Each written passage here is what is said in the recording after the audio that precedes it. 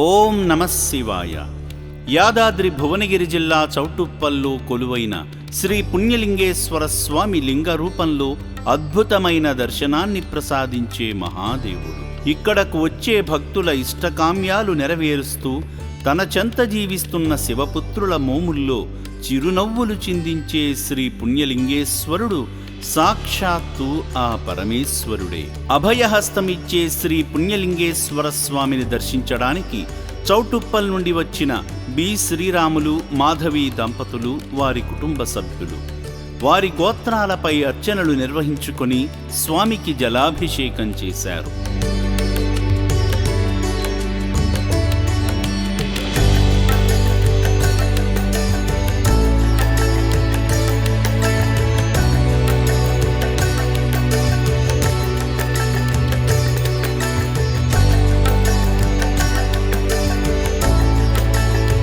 భక్తులు దేవతల ఆశీర్వాదం కోసం యాగాన్ని పూర్తి చేశారు.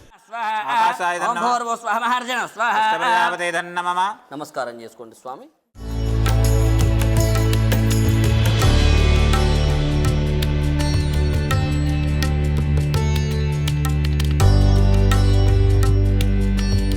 నూతన శివాలయ నిర్మాణానికి ఇటుకలు అందించగా ఆశ్రమ వ్యవస్థాపకులు ఆలయ నిర్మాణ సంకల్పం గురించి వివరించారు.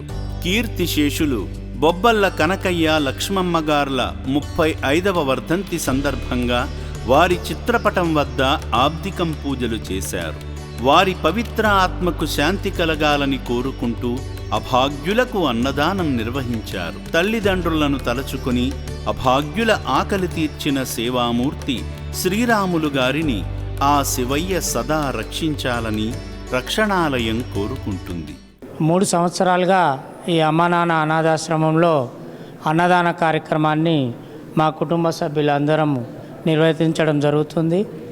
నేను గత 3 సంవత్సరాలుగా కూడా ఈ యొక్క ఆశ్రమం యొక్క నిర్మాణాన్ని ఇవన్నిటిని పర్యవేక్షణ చేస్తున్నాం. చాలా బాగా అద్భుతంగా ఈ యొక్క ఆశ్రమాన్ని నిర్మాణం జరిగింది. ఈ ఆశ్రమంలో ఇంతమంది అనాథులకు ఈ అన్నదానాన్ని అందించడం మాకు మహాభాగ్యంగా భావిస్తున్నాం.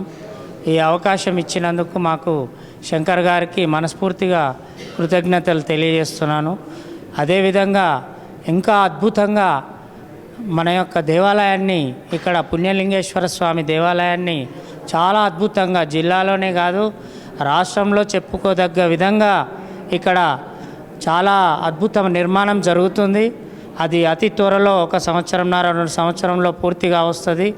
చాలా బ్రహ్మాండంగా అంత మంచి కార్యక్రమాన్ని తన భుజస్కంధాల మీద వేసుకొని నిస్వార్థంగా అంత మంచి ఆలయ నిర్మాణాన్ని తలపెట్టినటువంటి మన గట్టు శంకర్ గారికి మనస్ఫూర్తిగా మేము అభినందిస్తూ, వారి సంకల్ప బలం, వారి యొక్క కోరికలు, వారు మన అనాథాలకు చేస్తున్నటువంటి సేవను మరి ఆ భగవంతుడు వాళ్ళ యొక్క కుటుంబానికి ఎల్లవేళలా అండగా ఉండి కాపాడాలని మనస్ఫూర్తిగా కోరుకుంటున్నాను.